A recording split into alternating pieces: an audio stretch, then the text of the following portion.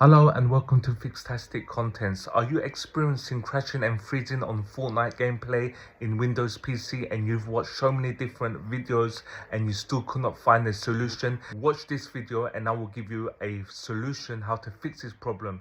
This is a high success rate and I'm sure it will work on your PC. Let's get started. You will need to disable Nanit Visualized Geometry.